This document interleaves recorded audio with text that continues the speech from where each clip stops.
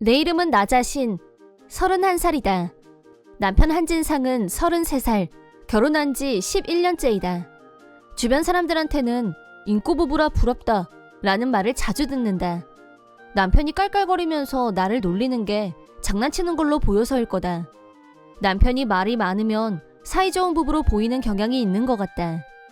요즘은 결혼해도 아이를 안 낳는 부부가 많다는데 우리도 아이 없이 살고 있다.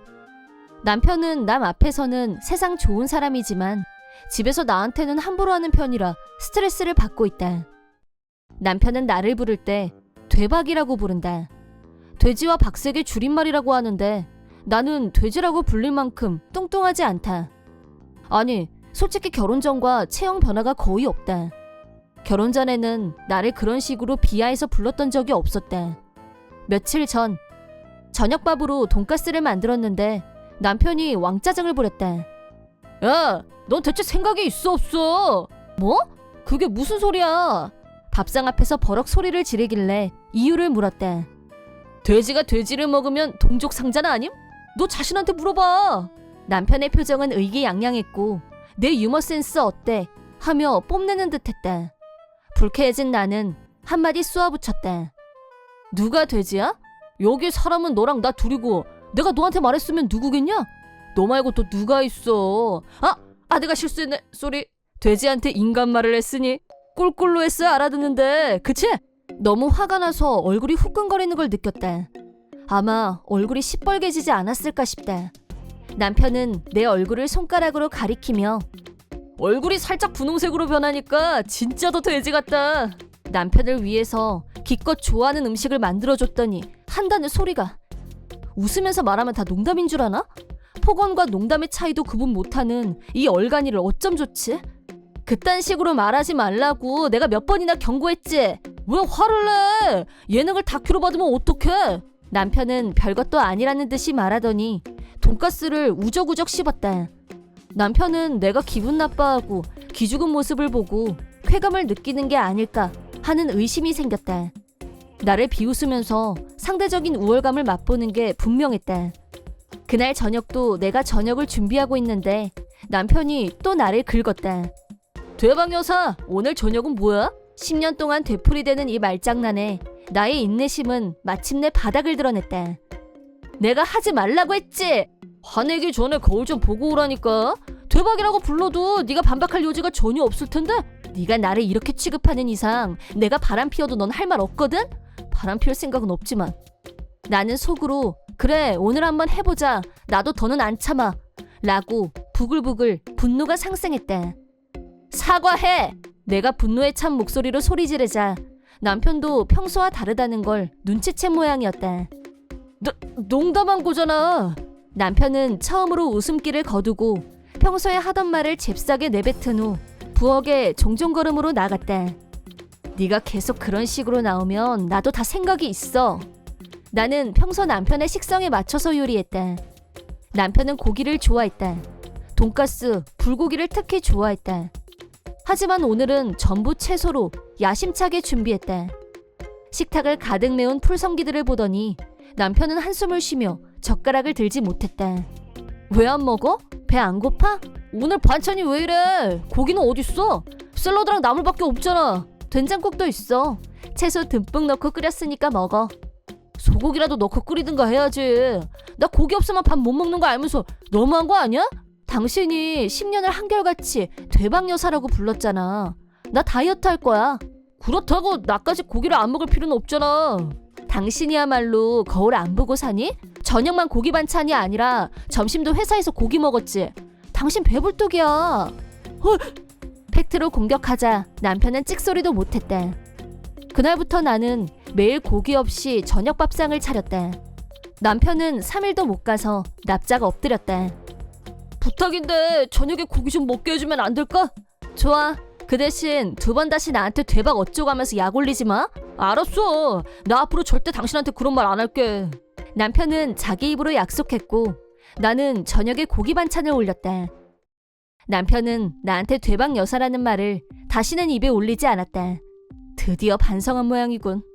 나는 그렇게 생각했었다. 하지만 그건 나의 착각이었다. 내가 진상을 알게 된 건 나와 남편의 공통 친구한테서 전화를 받고 나서였다. 남편의 여사친은 나한테 이렇게 전해줬다.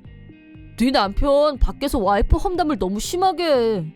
돼지의 박색이라 돼박 여사네 어쩌고 하면서 얼마 전에는 돼지가 돼지를 먹네 그랬더니 밥상에 고기가 안 올라오더라면서 사실을 말한 것뿐인데 발끈했다면서 돼지 사육하는 게 보통 일이 아니라고 그러더라니까. 나는 뒤통수를 맞은 기분이었다. 남편은 집에서 나하고 했던 약속을 철석같이 지켰다. 돼박 여사라는 말은 절대 하지 않았다. 하지만 나가서는 나에 대해서 그렇게 떠들고 다니고 있었다. 주부가 어떻게 저녁도 제대로 준비를 안 하냐. 문제가 있으면 대화로 풀어야지. 살다 반찬을 인질 삼아서 협박하는 건 처음이다. 그러면서 어이없다는 식으로 말하더라고. 내가 겉도 볼품이 없는데 속은 더 개차반인 여자라면서 자기가 손해보는 결혼을 했다는 식으로 말하고 다닌다는 거였다. 남편이 반성하고 달라진 게 아니었다는 걸 알고 비참한 기분이 들었다. 남편의 말만 듣고 나를 정말 그런 여자로 생각하는 사람도 있다고 했다. 친구는 너도 당하지만 말고 대책을 좀 세워야 되지 않겠어? 라고 충고했다. 사실대로 알려줘서 고마워. 친구가 사실을 알려주고 격려해준 덕분에 더 독하게 마음먹은 것과 동시에 남편에 대한 분노지수가 수직 상승했다. 절대 그냥 넘어가지 않을 거야. 남편의 폭언은 이미 녹음해둔 게 있었다. 10년 넘게 지겹게 들은 말들이기 때문에 녹음할 기회는 얼마든지 있었다. 하지만 다른 사람에게 그걸 들려준 적은 없었다. 10년이나 같이 산 남편인데 부부관계에 도움이 안 되는 일은 만들고 싶지 않아서였다. 한편으로는 예전에 남편이 마냥 자상하던 시절의 향수가 남아있었고 진지하게 대화하면 남편도 내 입장을 진심으로 이해하고 달라질 거라는 기대감이 있었던 게 사실이다. 하지만 그럴 가능성이 없다는 걸 절실히 깨달았다. 그날 저녁 나는 험상궂은 얼굴로 현관 앞에 서서 남편을 기다리고 있었다. 집에 들어온 남편은 내가 버티고 서 있자 깜짝 놀란 표정을 지었다. 집에 무슨 일 있어? 왜 여기 장승처럼 서 있어? 당신 오는 거 기다리고 있었어. 1분 1초라도 빨리 하고 싶은 말이 있어서. 나 친정으로 갈 생각이야. 갑자기? 웬 친정 타령? 네가 갑자기 친정에 가버리면 청소, 빨래, 밥은 누가 해? 내가 분명히 당신한테 주의 줬지. 그런데 당신은 돼박 여사라고 사방팔방 떠들고 다녔더라? 남편 얼굴이 파랗게 질렸다. 돼지 사육하는 거 힘들다며. 그런데 돼지가 당신 집에서 밥, 빨래, 청소에 당신을 내조하다니 내심 얼마나 창피하겠어? 나도 나를 돼지 취급하는 사람하고 가족으로 같이 살고 싶지 않아. 그건 비하기 너무 심하다. 그리고 이제 당신한테 직접 그런 말은 안 하잖아. 그런 말 자체를 안 하기로 했었잖아. 나 없는 데 가서 떠들면 내가 영원히 모를 줄 알았니? 나 사실 충격받았어. 당신이 사실은 조금도 반성하지 않았다는 걸 알았으니까. 그거야 친구들한테 농담한 거지. 넌 왜 자꾸 다큐로 받고 그래? 아니라니까. 예능을 다큐로 받고 친정에 가버리는 게 어딨어. 걔가 웃을 일이지. 사태가 이 지경이 됐는데도 남편은 여전히 예능, 다큐 타령 외에 다른 말은 생각이 안 나는 모양이었다. 당신하고는 이제 하루도 더 같이 살고 싶지 않아. 잘 있어. 나는 집에서 나와서 친정으로 갔다. 남편한테서 전화기에 불이 나게 전화가 걸려왔지만 모두 씹었다. 10년 먹은 체증이 내려간 기분이었다. 친정에 온 지 며칠이 지났다. 친정도 시댁도 모두 내 편을 들어주셨다. 증거로 녹음 내용을 들려드린 게 큰 효과가 있었다. 어른들이 모두 경악할 정도의 남편의 폭언은 심각했다. 남편과의 관계를 확실하게 매듭짓기 위해서 남편한테 전화를 걸었다. 남편은 전화를 받자마자 변명부터 늘어났다. 나는 그냥 웃으라고 농담한 거야. 몇 번을 말해야 알아들을 건데 진짜 미치겠네. 나 속으로는 한 번도 당신 돼박이라고 생각해 본 적 없어. 개그맨들은 맨날 뚱뚱한 사람 놀리면서 사람들을 웃기고 그러잖아. 내가 개그맨이니? 비유가 그렇다는 거지. 자꾸 단어 꼬투리 잡고 늘어줄래? 너 진짜 대화하기 답답한 스타일이다. 왜 그렇게 변했어? 황당해서 말이 안 나왔다. 됐어. 당신 진심은 다 알았으니까 더 시간 끌 거 없이 이혼하자. 싫어. 난 이혼 못해. 남들은 내가 애처가라고 생각하는데 절대 안 돼. 나는 절대 못 헤어져. 10년이나 애처가 이미지 쌓아왔는데 이런 일로 이혼하면 후폭풍은 어쩌라고. 회사에서 내 이미지가 얼마나 추락할지 상상해봤어? 당신 진짜 이기적이다. 초지일관 자기 생각만 하네? 단 한 번도 진심으로 사과할 생각은 전혀 없구나. 나는 분명하게 말했다. 아무리 그게 농담이라고 해도 자기 아내를 돼지에 비유하고 못생겼다는 말을 입에 달고 사는 남자랑 한 지붕 아래서 살고 싶지 않아. 나는 이혼했다. 언어폭력을 이유로 위자료 2천만 원을 청구했다. 전 남편이 된 한진상은 회사에서 눈치 보인다며 사표를 낸 모양이었다. 되방 여사, 거울 좀 봐 라고 나를 긁었던 전 남편이지만 정작 본인이야말로 외모가 출중하지도 않았고 배불뚝이었다. 재혼하고 싶어서 열심히 맞선을 보고 다니는데 퇴짜만 맞고 있다고 한다. 내 이름은 우수한. 주점에서 정사원으로 일하고 있고 나이는 28. 내가 일하고 있는 주점은 대형 가맹점으로 전국에 점포를 가진 닭꼬치 전문점. 젊은 층 사이에 인기가 있다. 지금은 주방에서 열심히 꼬치를 굽고 있지만 오래전부터 꿈꾸고 있는 목표가 하나 있다. 내 목표는 해외에서 닭꼬치 가게를 오픈하는 거다. 어렸을 때 집 근처에 있는 닭꼬치 집에 아빠랑 자주 갔었는데 그때 먹었던 닭꼬치 맛을 절대 잊을 수 없었던 나는 전 세계 사람들에게 그 맛을 알리고 싶다는 꿈을 갖게 됐다. 그렇게 가슴에 품게 된 닭꼬치 사랑은 식을 날이 없었고 어른이 된 뒤에도 나의 어릴 적 꿈은 변함이 없었다. 닭꼬치 달인이 되기 위해 정사원으로 취직한 나는 매일매일 수련하는 마음으로 임하고 있다. 나한테는 4살 위인 형이 있는데 형 우민아는 어려서부터 나한테 시기, 질투가 심했다. 나만 보면 찍어 누르지 못해 안달인 인간이다. 내가 주점에서 일한 지 1년 정도 됐을 무렵 형은 나를 의식해서 자기가 다니던 회사에 사표를 던지고 내가 일하는 주점 본사에 재취업을 했다. 제법 유명한 대학을 졸업한 이력이 있어서인지 형은 중도 채용이라는 좁은 관문을 뚫고 최종 합격자가 됐다. 그러자 어깨에 힘이 들어간 형은 넌 그 나이에 꼬치나 굽는 알바가 뭐냐? 라며 비웃었다. 내가 정사원이란 걸 뻔히 알고 있으면서도 일부러 깎아내리는 형을 보면서 속으로 없어 보인다고 생각하고 무시했다. 하지만 형의 괴롭힘은 날로 심해져 갔다. 어느 날 내가 근무하는 점포에 형이 시차를 나갔을 때의 일이다.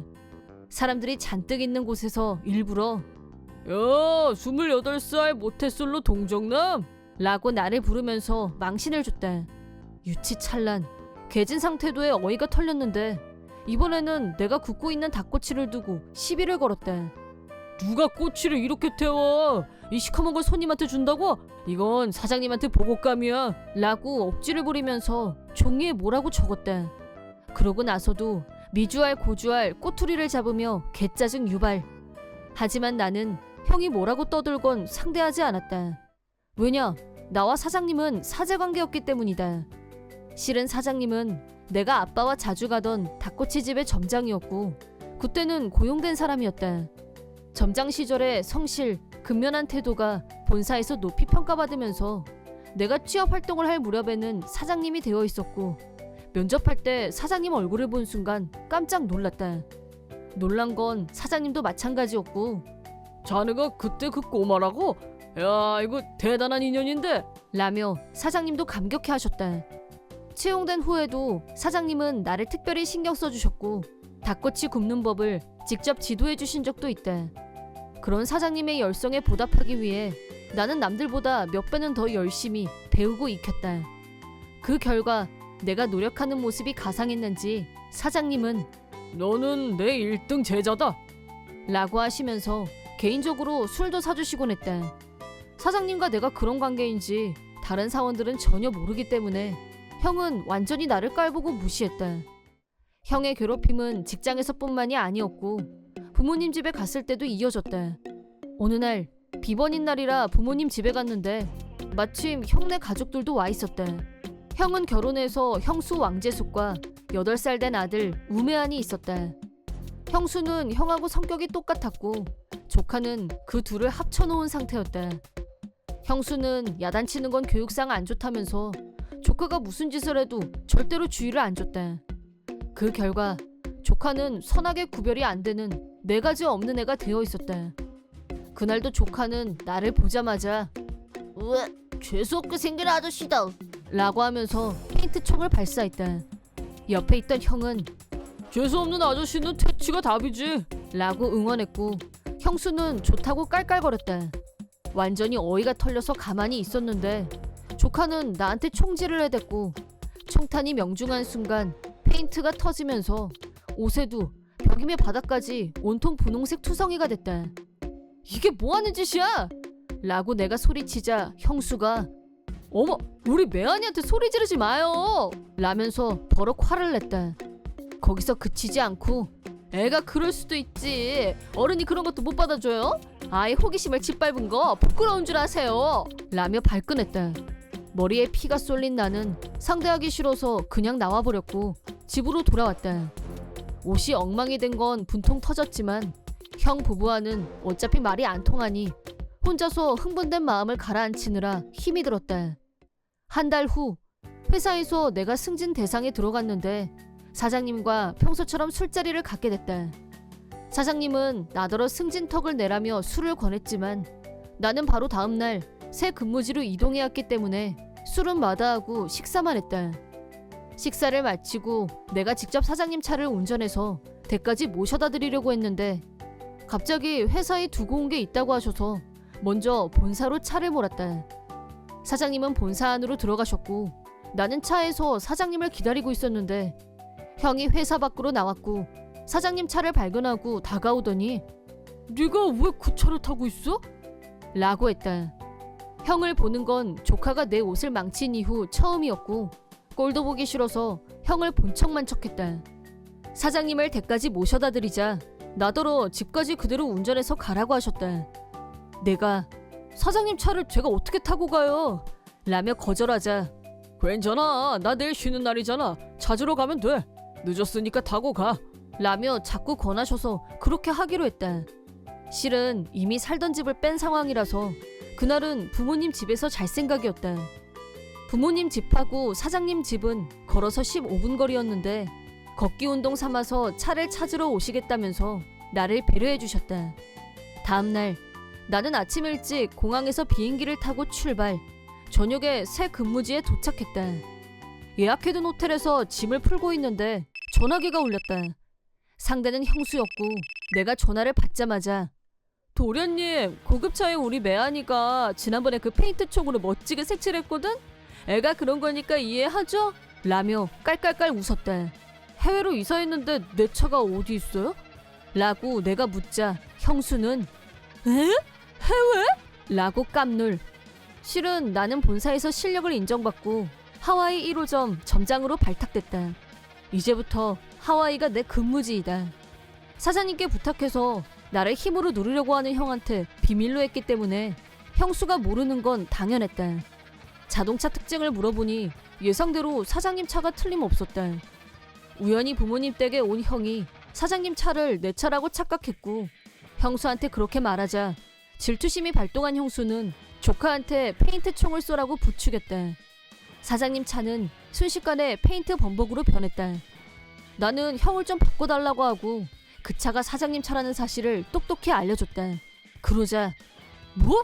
그걸 왜 이제 말해? 라며 급 당황했다.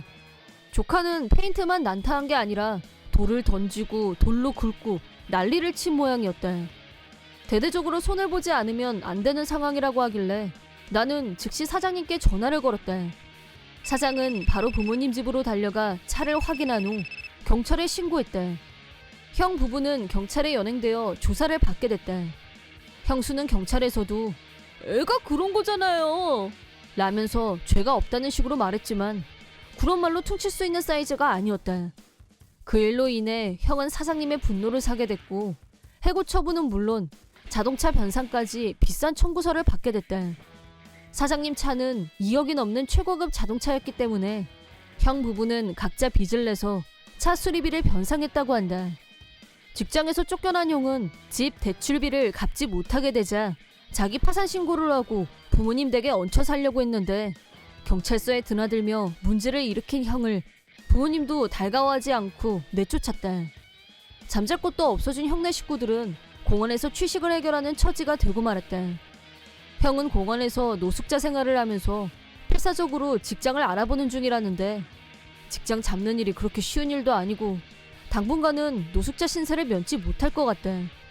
형수와 조카는 배가 고파지자 짜증지수가 상승, 형을 분풀이 대상 표적으로 삼았고 서로 잡아먹지 못해 안달이라고 한다. 한편 나는 하와이 1호점 점장으로서 희망찬 새 출발을 시작. 얼마 되지 않아 닭꼬치 맛집으로 화제를 불러일으켰다. 잡지 인터뷰, 방송 취재 등의 스케줄까지 소화하면서 바쁘고 알찬 하루하루를 보내고 있다. 맛있는 닭꼬치를 전 세계 사람들에게 알리겠다는 꿈을 실현하기 위해서 그 첫 시작이 된 하와이에서 열정 충만, 최선을 다하고 있다. 또 한편 형을 해고한 사장님께 개인적으로 더욱 감사하게 된 나는 귀국할 때마다 사장님을 찾아뵙는 일을 절대 잊지 않고 있다. 만날 때마다 항상 웃는 얼굴로 나를 맞이해주시는 사장님은 진정 내 최고의 스승이다. 내 꿈에 한 발짝 다가가게 된 것도 모두 사장님 덕분이었고 앞으로도 감사의 마음을 잊지 않고 언제 어디에 있더라도 닭꼬치를 구울 때는 사장님께서 전수해주신 비법을 성실하게 시행하리라. 다짐 또 다짐. 내 이름은 성실한 34살의 공무원이다. 아내 한심에는 31살 전업주부이다. 결혼 2년 차에 아이는 아직이다. 아내는 결혼 전까지 자기가 인디밴드의 광팬이었다고 털어놓은 적이 있다. 이미 옛날 이야기라고 전제를 깔면서 말이다. 결혼 전 몇 달 정도의 동거 기간과 결혼하고 1년 정도까지의 아내는 평범하고 정상적이었다. 집안일도 정성껏 했고 외출했다가 들어오는 시간도 상식 수준이었다. 하지만 1년 넘게 참고 자제했던 탓인지 그 반전으로 다시 덕질에 불이 붙자 걷잡을 수 없었다. 파트 근무를 말 한마디 없이 그만두고 전업주부가 됐지만 집안일, 요리 같은 것엔 손도 대지 않았다. 급기야 한밤중이 돼서 귀가하는 날이 날로 늘어났다. 불만은 있었지만 아직 아이도 없고 나는 아내를 자유롭게 침범하지 말자는 주의였다. 더구나 아내의 인디밴드 덕질은 10대 시절부터 시작됐다는데 오랜 시간 동안 좋아했던 일에 대해 부정적인 태도를 보이고 싶진 않다. 그래서 가볍게 주의를 주는 정도에서 수위 조절을 했다. 당신 인생이니까 덕질을 하는 건 자유인데 하지만 생활이란 게 있으니까 주부로서 할 일은 했으면 좋겠어. 알겠어. 아내는 두말 없이 동의했다. 솔직히 대답만 저렇게 하는 게 아닐지 의심이 들었었지만 아내는 다시 집안일도 열심히 했다. 잘됐다. 역시 모든 대화가 중요해. 서로 속마음을 이야기하니까 모든 게 정상으로 돌아오잖아. 나는 안심했다. 서로 대화하는 속에서 존중과 배려가 싹 트는 거다. 다시 한번 깨달았다. 오가는 대화 속에 꽃피는 신뢰. 회사에 있는데 아내한테서 메시지가 왔다. 무슨 바람이 불었지? 첫 줄을 보니 타락천사님이라고 호칭이 붙었었다. 이건 또 뭔 귀신 씨나라 까먹는 소리? 어제 라이브 짱이었어. 그 다음 코스로 침대 위에서 직관 라이브는 더 환상이었고. 대량 난감. 뭔 소리인지 도통 알 수가 없었다. 하지만 그 다음 코스로 침대 위에서 직관 라이브는 어쩌고 하는 부분에 하트 마크가 폭발 중이었다. 직관적으로 이건 불륜이라고 감이 왔다. 불륜남에게 보낼 메시지가 잘못 왔구나. 추측컨대 불륜 상대는 인디밴드의 멤버가 분명했고 어제 오늘 만난 사이가 아닌 것 같다는 느낌적인 느낌. 다음 문장을 읽어나갔다. 아내는 불륜남이 쓴 문장을 두고 폭풍 칭찬을 이어갔다. 불륜남은 음반 녹음도 잘 되어가는 중이야. 한심애가 받을 위자료로 다시 제기할 거야. 라며 격양되어 있었다. 뭐래니? 위자료라면 니들이 내는 게 정상이지. 메시지를 읽다 말고 나도 모르게 혼잣말하고 말았다. 지금 이 순간 나는 타락천사 불륜남의 망상을 산산이 부숴주리라 결연히 다짐했다. 집으로 온 나는 아내의 기색을 살폈다. 아내는 메시지를 잘못 보냈다는 걸 전혀 모르고 있는 것 같았다. 티나지 않게 아내의 핸드폰을 체크했다. 불륜남과 나눈 메시지는 이루 헤아릴 수 없을 만큼 많았다. 이 정도면 한 개 정도 잘못 보내도 모를 만도 했다. 힘 안 들이고 불륜 증거를 대량으로 줍줍했다. 아내 모르게 내 폰에 소중하게 저장하는 데 성공. 특히 핵심 내용인 침대 위에서 직관 라이브로 보이는 빼박 오브 빼박 증거를 얻은 건 의미가 있었다. 비주얼 담당 멤버로 보이는 짙은 화장의 남자와 전라인 아내가 서로 부둥켜하는 사진이었다. 심지어 동영상까지 있었다. 증거를 확인하고 나니 이 여자에게 환멸이 느껴졌다. 궁금했던 블루남이 소속된 밴드 이름도 알아냈다. 인터넷으로 검색 실시. 검색된 정보로 이 밴드의 멤버들은 모두 활동 예명이 있다는 걸 알게 됐다. 아내의 블루남의 예명은 타락천사라고 소개되어 있었다. 그래서 아내는 놈을 타락천사님이라고 불렀던 거였다. 기가 차서 헛웃음이 나왔다. 흥신소를 찾아갔고 블루남의 자세한 신상 정보를 입수했다. 블루남은 내 예상보다 나이가 꽤 있었는데 29살이었다. 30이 눈앞인데도 조금 있으면 대박날 거라는 말을 입에 달고 산다고 한다. 자칭 미래의 대스타라고 하면서 술집에 외상을 긁고 다니는 터라 주변의 평판은 별로 좋지 않았다. 놈이 말하는 미래가 얼마나 뒤를 말하는진 모르겠지만 현실에서는 나이든 알바생일 뿐이었다. 주 수입원은 일주일에 2-3번, 노래방에서 하는 알바가 전부. 실질적으로 부모님 집에 살면서 부모한테 손을 내미는 처지였다. 천사인지 아닌지는 둘째치고라도 타락한 건 분명한 사실로 보였다. 며칠 후 예상치 못했던 아내의 선제 공격. 나 당신하고 헤어지고 싶어. 헤어지다니 무슨 뜻이야? 일부러 모르는 척했지만 뻔히 속이 보였다. 드디어 블루남의 2번째 데뷔를 위해서 앨범 내주려고 위자료를 받아내겠다 이거군. 이혼하자는 뜻이지. 갑자기? 이유가 뭔데? 갑자기가 아니지. 우리 서로 안 맞은 지 꽤 된 거 몰라서 그래? 난 덕질에 빠져 사는 자유로운 영혼이고 당신은 현실밖에 모르는 답답한 공무원이고. 그게 뭐? 내가 공무원인 건 결혼 전부터 알고 있던 사실이잖아. 그리고 나한테 답답하다고 한 건 오늘이 처음 같은데? 하긴 내가 자칭 타락천사하고는 천지 차이긴 하지. 나는 속으로 그렇게 되뇌었다. 밴드가 해산할 때 단골 멘트로 음악성의 차이가 어쩌고 저쩌고 뜬구름 잡는 소리 하던데 이혼 사유를 그런 걸 따라 말하면 내가 어떻게 알아들어? 아내는 답답했는지 어쩔 수 없이 현실적인 대답을 했다. 실은 좋아하는 사람이 생겼어. 나는 고개를 끄덕이며 계속하라고 신호를 보냈다. 그 사람이 나한테 그랬어. 우리는 천상계에서 부부였대. 에? 미처 예상치 못했던 반전에 머리를 한 대 맞은 기분이었다. 뭐? 뭐? 내 남친은 타락천사야. 그리고 나도 남친도 전생의 천사였어. 우린 원래 부부였으니까 다시 제자리로 돌아가고 싶은 것뿐이야. 나는 아내와 더 이상 정상적인 대화가 불가능하다는 판단을 내렸다. 그런 이유라면 당신 남친이란 사람도 불러서 같이 얘기하자. 주말. 블룬남을 집으로 불러서 셋이서 얘기하는 자리를 마련했다. 블룬남은 무슨 이유인지 풀 메이크업을 하고 나타났고 아내는 놈한테서 눈을 떼지 못했다. 블룬남은 안주머니에서 CD를 꺼냈다. 명함 대신입니다. 한번 들어보세요. 그건 블룬남이 과거에 발표한 첫 번째 CD인 것 같았다. 앨범 재킷에는 타락천사 분장을 한 블룬남의 모습이 박혀 있었다. 듣고 싶은 마음은 1도 없다. 됐습니다. CD 값은 안 주셔도 돼요. 공짜여도 받고 싶지 않네요. 나는 당신의 노래도 음악 활동도 전혀 관심 없습니다. 아내가 불륜한 남자의 사진을 보는 것만으로도 불쾌하니까요. 이걸 보면 아마 생각이 달라질걸요? 불륜남은 자신 있는 얼굴로 낙서처럼 보이는 걸 가리켰다. 제 사인 들어갔거든요. 내가 재기에 성공만 하면 이 CD는 프리미엄이 붙어서 난리가 날 거예요. 필요 없어요. 불륜남은 갑자기 폼을 잡고 긴 앞머리를 빗어 올리며 멋쩍은 듯 말했다. 고집 있으시네. 본론인 위자료로 화제를 옮겼다. 위자료는 3천만 원이면 될까요? 내가 먼저 물었다. 역시 공무원다우시다. 저축도 꼬박꼬박 하셨을 테고 통도 크고 멋쟁이시네요. 역시 착각하고 있었다. 원래는 알아듣게 설명도 하고 위자료는 당신들이 내는 거라고 학습을 시킬 생각이었는데 내가 생각했던 것 이상으로 타락천사도 말한다고 알아들을 인간으론 보이지 않았다. 오늘은 일단 서로 얼굴만 본 걸로 하고 나중에 변호사 끼고 다시 얘기하기로 하죠. 그렇게 하시죠. 근데 제가 아티스트다 보니 녹음 일정도 바쁘고 시간이 없어서 그러니까 되도록 서둘러 주세요. 불륜남은 마지막에 목소리에 힘을 주며 당부까지 했다. 아내의 시선은 여전히 놈에게 고정이었다. 며칠 후 변호사가 동석해서 우리 집에서 넷이서 다시 모였다. 변호사가 얘기를 시작했다. 그럼 위자료는 두 분이 각각 3천만 원씩에 합의하시는 거죠? 에? 아내와 불륜남은 동시에 반응을 보였다.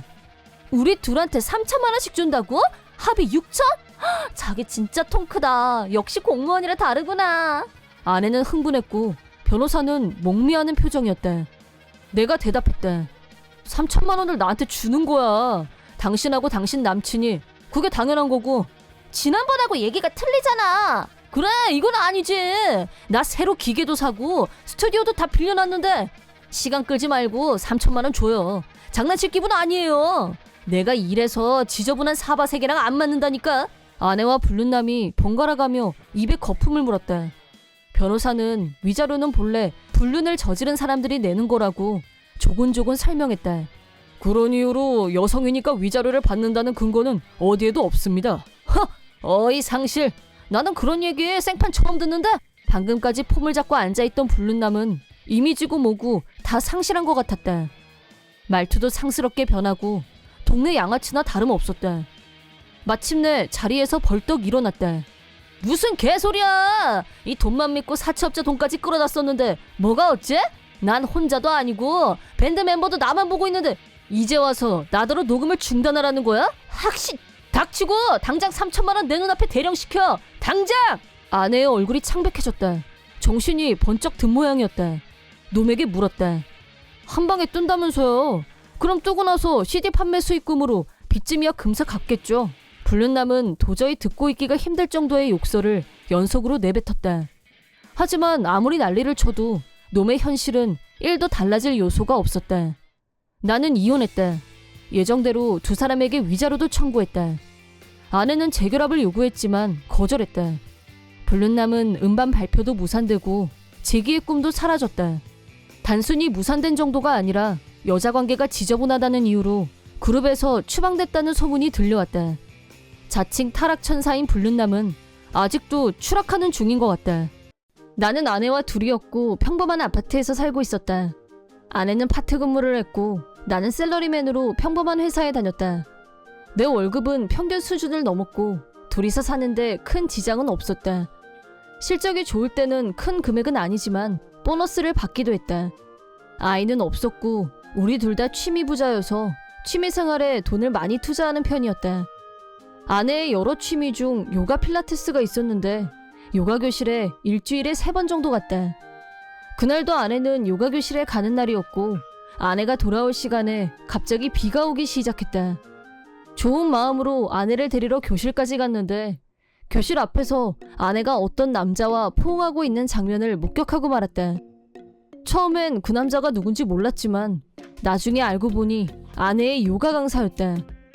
아내의 불륜을 의심하게 된 나는 처음엔 혼자서 뒷조사하려고 했지만 역시 내가 알아보는 건 한계가 있었다. 이렇게 된 이상 확실하게 하자는 생각에 흥신소에 의뢰했고 기대했던 대로 신속하게 원하는 결과를 얻을 수 있었다. 조사 결과 아내는 주 3회 교실에 간다고 했지만 실제 교실은 주 2회만 다녔고 주말의 교실은 두 사람의 불륜 미래 장소로 변질됐다.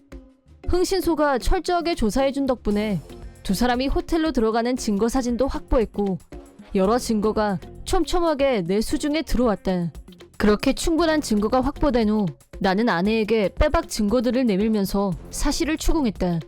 하지만 아내는 반성하기는커녕 오히려 뻔뻔하게 내가 불륜한 거 알았으면 어쩔 건데?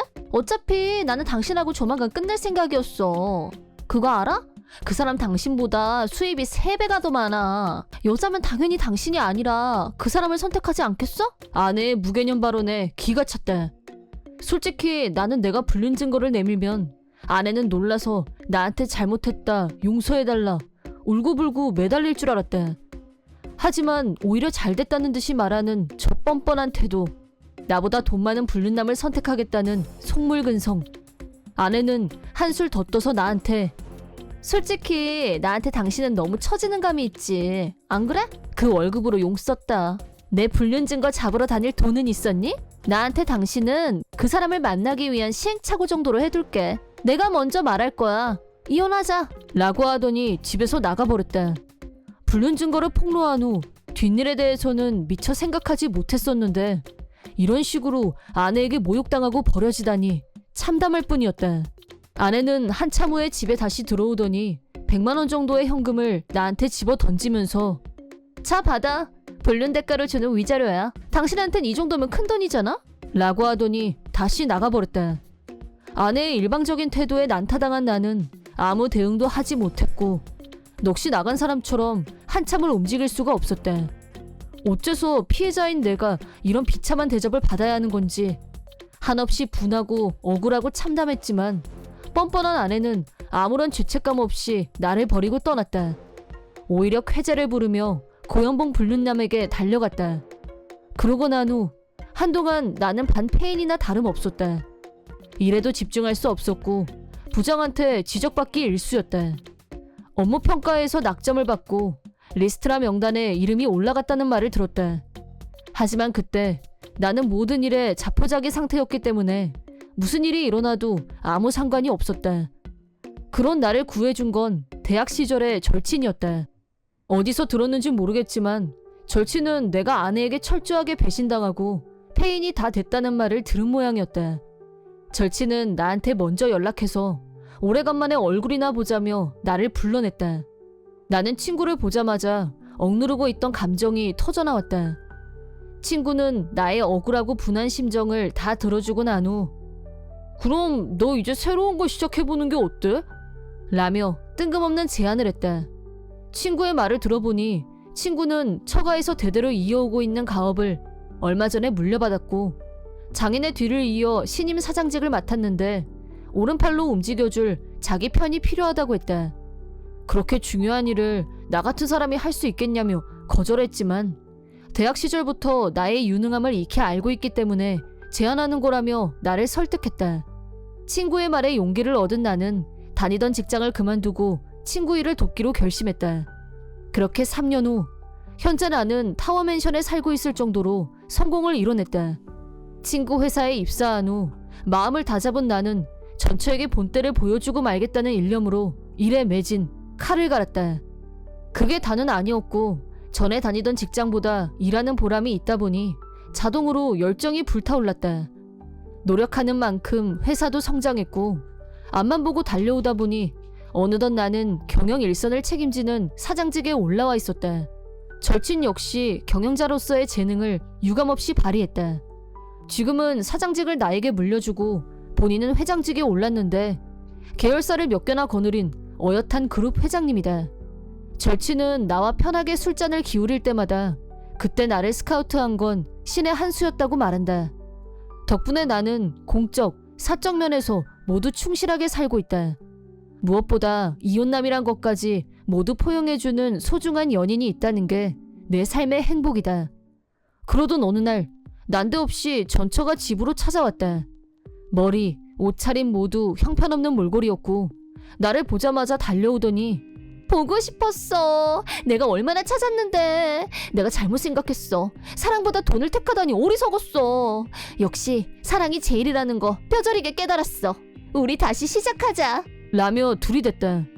아마 전초는 내가 최근에 잡지 인터뷰한 기사를 보고 내가 예전에 내가 아니란 걸 알게 된 게 분명했다. 하지만 내가 바보도 아니고 어림없는 얘기. 나는 지금도 전처가 나를 비웃으며 푼돈을 던지고 가던 그날의 모욕을 1도 잊지 않고 있다. 뭐래냐? 미안하지만 나 너한테 미련 1도 없어. 사랑이 중요한 건 맞는데 나는 이미 교감하는 상대가 있어. 라고 하자 전처는 그런 여자보다 내가 당신에 대해서 몇 배는 더 잘 알아. 나 요리 청소 완전 잘하는 거 당신도 알잖아. 나 남은 평생 당신한테 헌신하면서 살게. 제발 다시 시작하자. 라면서 들이댔지만 전처 눈에 보이는 건 돈밖에 없다는 게 너무 뻔했다. 어쨌든 죽기 살기로 달려드는 전처와 얘기해봐야 결론이 안 날 것 같아서 그날은 집에 들어가는 걸 포기하고 택시를 잡아타고 전처한테서 최대한 빨리 피신했다. 아무리 매달려봐야 나는 전처와 다시 시작할 마음이 없었고 내가 무시하면 알아서 포기할 거라고 생각하고 방치한 지 일주일 정도가 지났는데 전처는 내 예상과 달리 더 엽기적으로 행동했다. 그날 나는 친구한테서 넌 너무 일중독이야. 가끔은 네가 좋아하는 걸 하면서 쉬는 게 어때? 라는 말을 듣고 하루 종일 집에서 영화를 보며 지내기로 했다. 모처럼 쉬고 있는데 오후쯤에 택배가 왔다고 벨이 울리길래 입구 보안 시스템을 해제하고 배달기사가 올라올 수 있게 했다. 물건을 전달받고 현관문이 닫히려는 순간 갑자기 옆에서 손이 쑥 하고 나오는데 순간 심정지가 오는 줄 알았다. 옆을 돌아보니 전초가 현관문 틈에 손을 밀어놓고 있었고 억지로 삐짓고 들어오더니 어느새 현관 안까지 들어와 있었다. 이 여자가 여긴 어떻게 들어왔지? 놀란 가슴을 진정시키기도 전에 전처는 이미 집 진짜 좋다. 조망도 진짜 끝내준다. 근데 인테리어가 좀 내 취향이 아니네.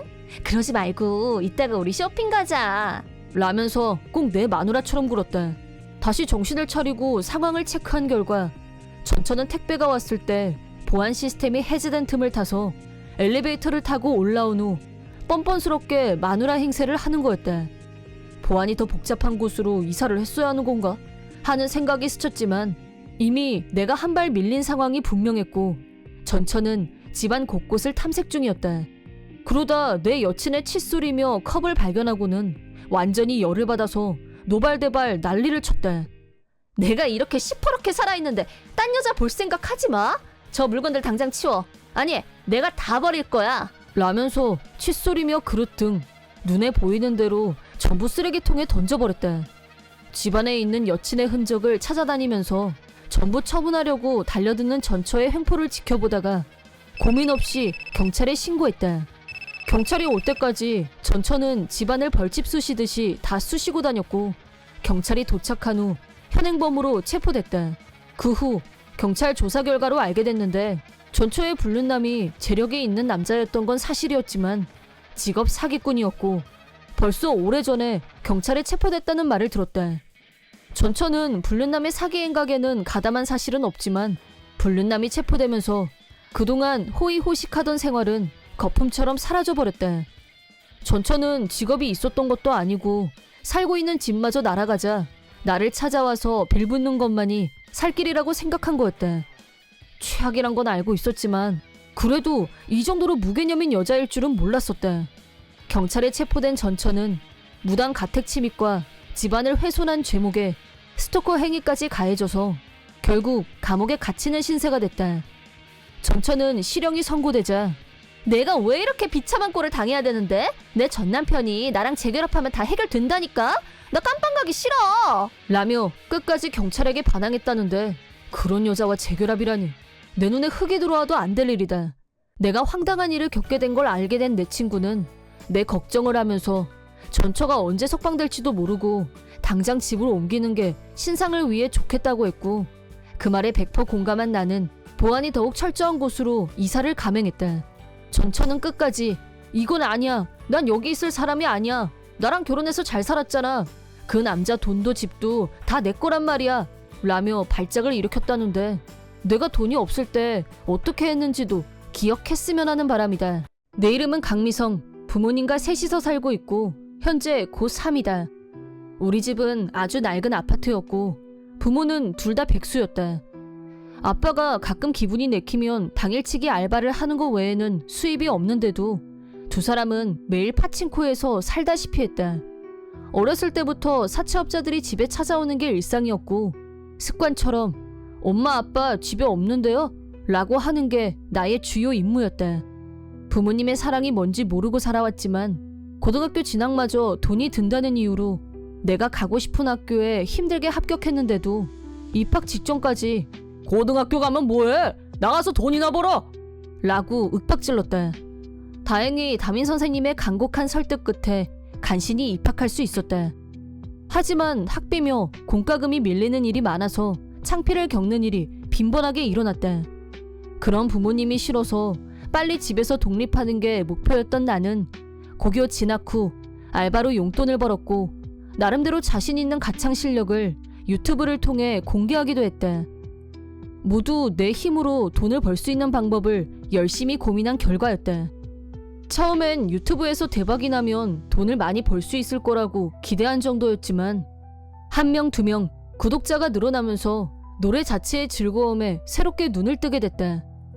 나는 돈이 목적이 아닌 언젠가 가수가 되고 싶다는 꿈을 키우며 영상을 올리게 됐다. 학교 친구들도 내 유튜브를 보고 응원이 이어졌고 집안 환경만 빼면 밖에서의 나는 나름 즐거운 일들이 많았다. 그러던 어느 날 가장 두려워했던 일이 일어나고 말았다. 알바를 마치고 집에 왔는데 현관문이 떨어져 나가고 없었다.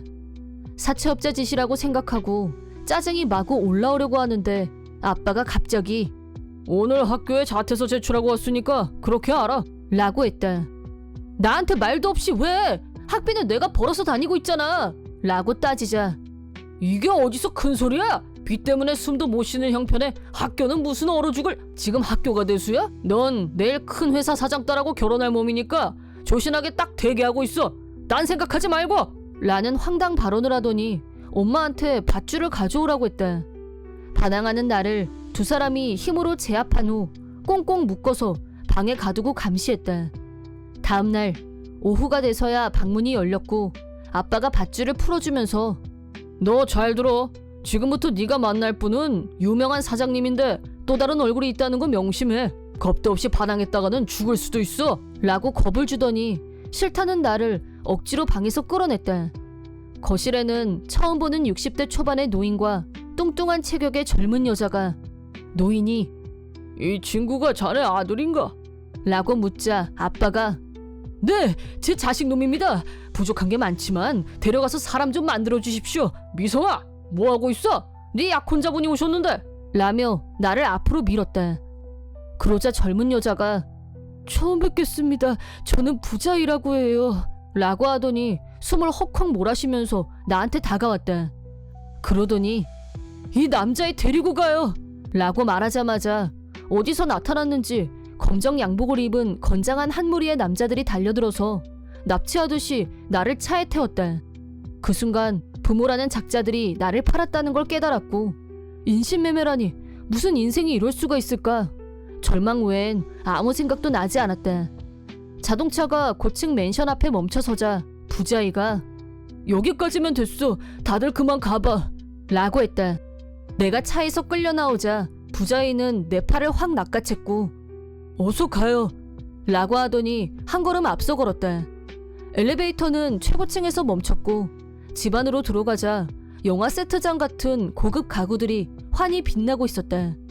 분위기에 압도당해 정신이 몽롱해지려는 순간 부자이가 이쪽이요 이쪽 라며 손짓으로 옆방을 가리키며 오라고 했다.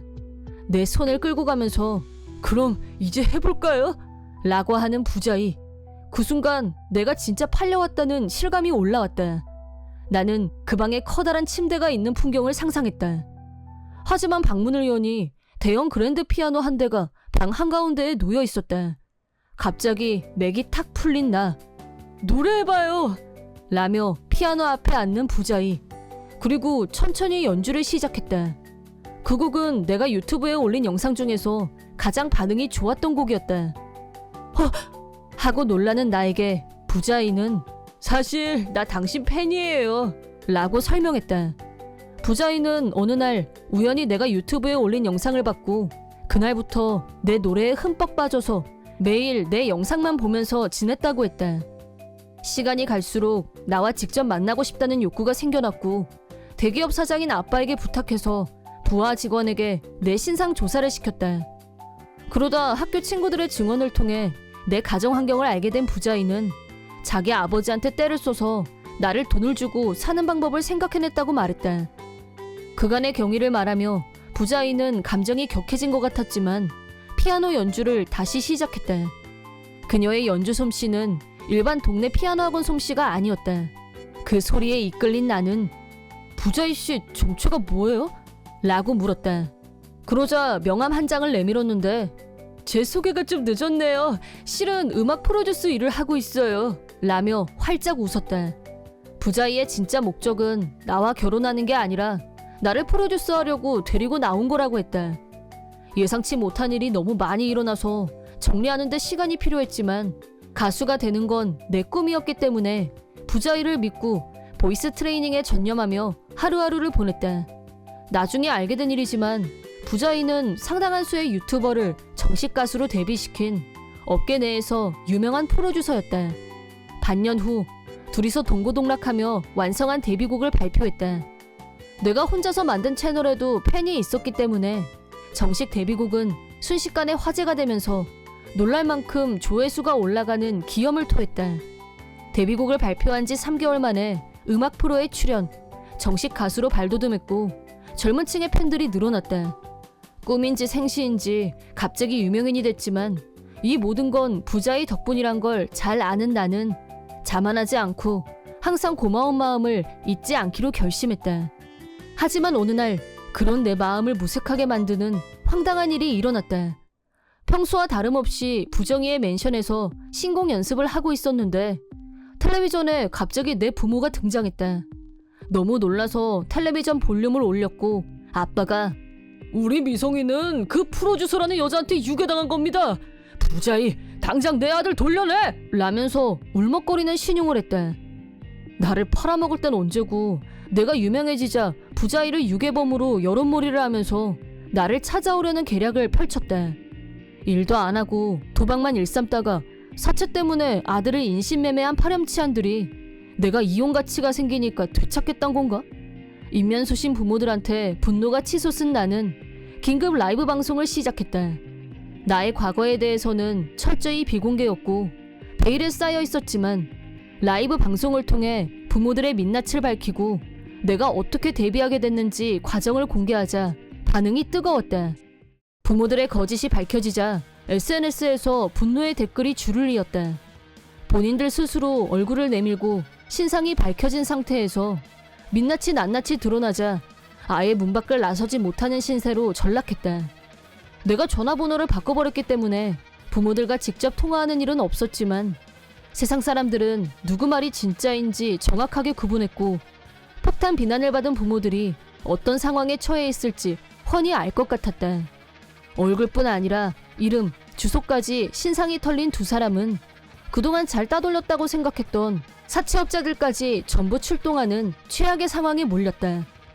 결국 사채업자한테 제대로 잡힌 두 사람은 현재 혹독한 노동 현장에서 일하고 있다는데 다치거나 몸이 안 좋아도 절대 쉬는 게 허용 안 되는 건 물론 뼈가 부서져라 일을 해도 사채업자들한테 돈을 갚고 나면 돈이 한 푼도 안 남는다고 한다. 불법 사채까지 끌어다 쓴 본인들 책임일 뿐 아무리 친부모라고 할지라도 나는 절대 도움을 줄 생각이 없다. 사채 돈으로 도박에 빠진 대가가 현재 상황이라면 그렇게 일을 해서라도 반드시 갚길 바란다. 부모들이 거짓 인터뷰까지 하는 바람에 본의 아니게 나의 어두운 성장 과정이 세상에 다 알려졌지만 역경을 이겨내고 인간 승리를 거뒀다며 호감도가 더 올라갔고 많은 응원을 받았다. 덕분에 팬들이 더 많이 늘어나면서 지금은 누구나 다 아는 인기 아티스트의 반열에 오르게 됐다. 부자이 씨는 처음부터 지금까지 나한테 다른 의도 없이 순수한 팬심으로 나를 응원해주고 있다. 하지만 절망을 희망으로 바꾸게 도와준 부자이에게 나는 점점 이성으로서 호감을 느끼게 됐다. 첫인상은 외모만 보고 절대 아니라고 생각했었지만 그녀의 내면을 알면 알수록 그녀가 얼마나 매력적인 사람인지 알게 됐다. 하지만 부자이는 여전히 넘사벽이었고 나한테는 고백할 자격도 아직 없다는 걸 너무 잘 알고 있다. 언젠가 지금보다 더 훌륭한 가수가 되면 부자이에게 감사의 마음과 함께 내 속마음을 고백하고 싶다. 그날을 위해 하루를 열흘처럼 쓰면서 열심히 노력하는 중이다. 나한테는 한진자라는 친한 엄마가 있었다.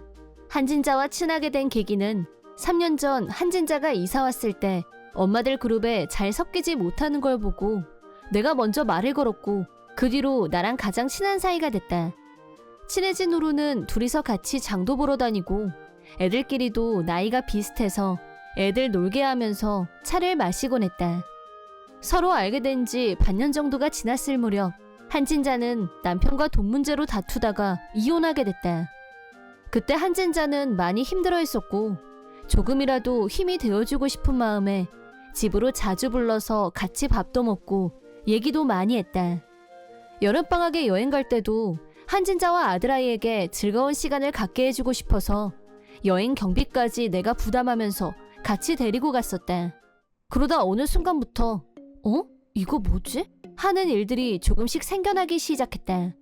퇴근하고 집에 오면 내가 집에 없는데도 한진자가 우리 집에 와 있거나 어쩐지 우리 남편하고 너무 가까워 보이는 느낌을 받았지만 친구를 의심한다는 게 옳지 못하다고 생각하면서 삐져나오려고 하는 의심의 싹을 필사적 의지로 억눌렀다. 하지만 의지만으로는 겉으로 보이는 정황들을 무시할 수 없었고 그러던 어느 날 결정적인 순간을 그만 목격하고 말았다. 그날은 아침에 출근했을 때부터 몸이 이상했는데 일을 하는 도중에 점점 상태가 안 좋아졌다. 부하 직원도 안색이 너무 안 좋다며 일찍 들어가는 게 좋겠다고 하길래 중간에 퇴근했다. 아파서 집에 왔는데 아무도 없어야 할 집에 남편과 한진자의 목소리가 침실 쪽에서 들려왔다. 방문을 열자 두 사람이 침대 위에서 벌거벗은 채 한 덩어리가 되어 있었다. 내가 헛것을 본 건 아닌지 믿기지 않아서 소리도 못 내고 그냥 얼어붙은 채 서 있었다.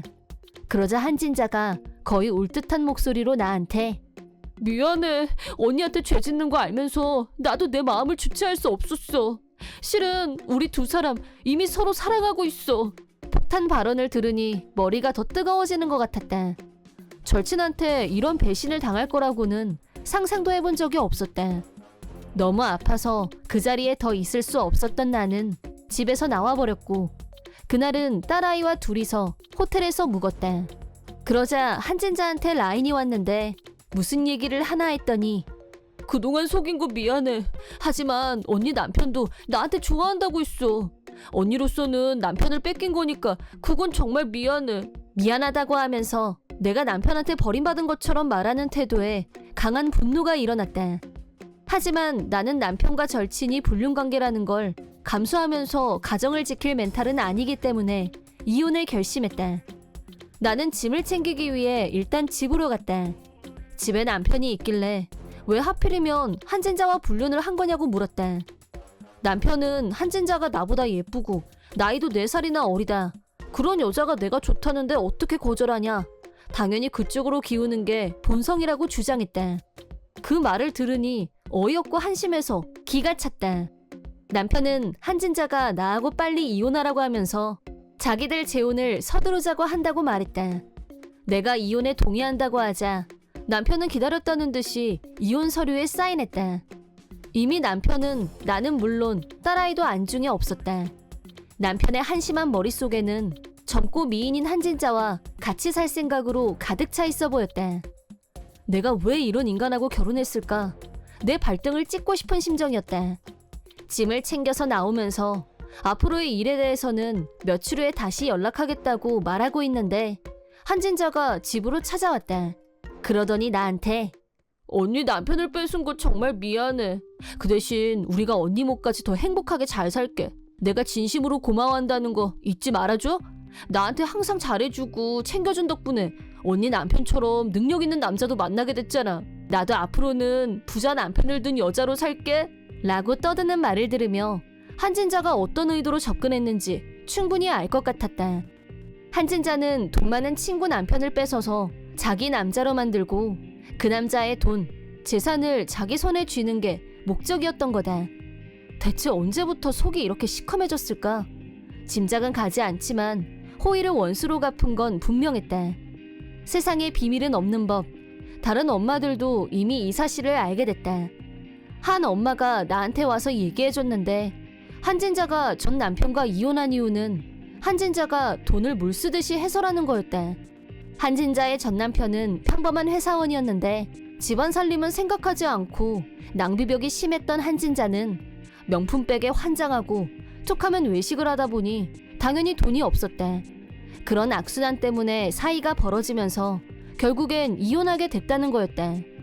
남의 이혼 사유를 물어본다는 게 사생활 침해라는 생각이 들어서 물어보지도 않고 오지랖 넓게 위로해준다고 퍼주기만 했던 생각을 하니 나 자신한테 화가 나서 견딜 수가 없었다. 하지만 딱 한 가지 통쾌한 게 있다면 한진자가 지금은 내 남편을 뺏고 신이 나 있지만 결코 자기 목적을 달성할 수 없을 거란 사실이었다. 물론 그런 얘기를 굳이 한진자에게 할 생각은 없었고 이혼 절차를 서둘렀다. 이혼이 성립된 후 새 아파트로 이사한 나는 딸아이와 둘이서 새 생활을 시작했다. 그렇게 사흘도 지나지 않아서 내가 예상했던 대로 한진자한테서 전화가 걸려왔다. 이게 어떻게 된 거야? 집에 들어가려는데 열쇠가 안 열려. 살짝 보니까 집안에 물건이 하나도 없는데 어떻게 된 거냐고. 설마 화나서 집안에 있는 물건 다 대답한 건 아니지? 화가 났다기보다는 집도 집 안에 있는 물건도 원래 다 내 거라서. 그래서 가전제품하고 쓸만한 가구는 내가 이사하면서 다 가지고 왔어. 집 열쇠가 안 맞는 건 부정탄 집에서 살고 싶지 않아서 싸게 내놨는데 일찍 팔려서 그런 거야. 내 거라니?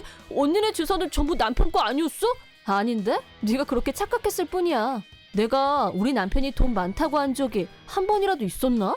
그러자 그게 무슨 말이냐고 되물었고 나는 한진자에게 차근차근 설명해줬다. 먼저 회사 CEO는 남편이 아니라 나고 패션업, 요식업, 바 등을 경영하고 있는데 남편은 내가 경영하는 바의 바텐더였다는 것. 결혼 후에 내가 자리를 하나 만들어줬을 뿐 실권은 없다. 남편도 일은 했다.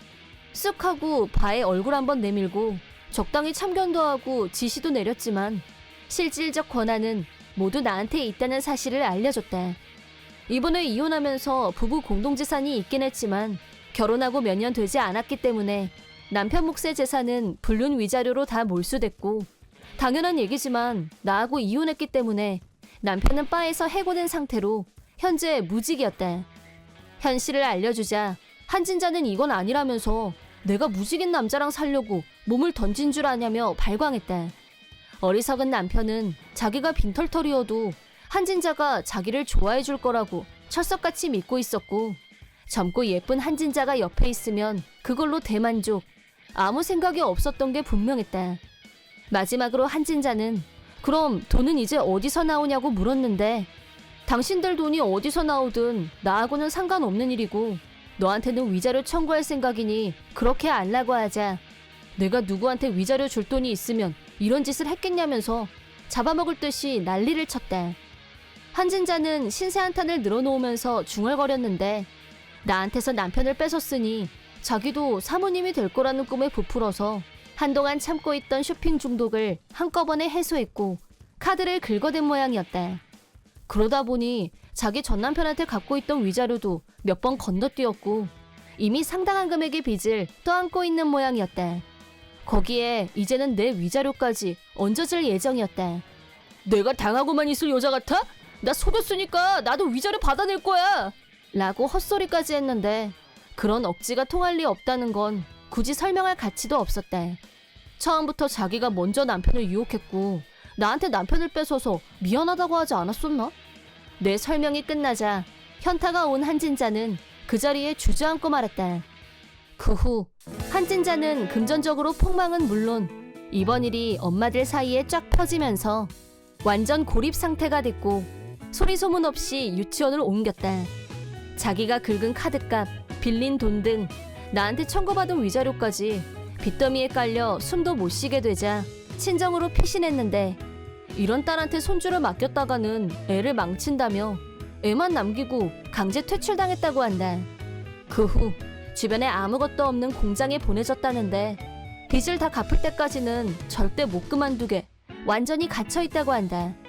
어리석기 그지없는 전 남편은 한진자가 자기를 버리자 다시 나한테 연락했다. 구역질 나오는 연애 편지를 소설 분량으로 보냈지만 전부 삭제. 직업도 집도 없는 무능한 남자는 노숙자로 전락한 모양이었지만 자업자득일 뿐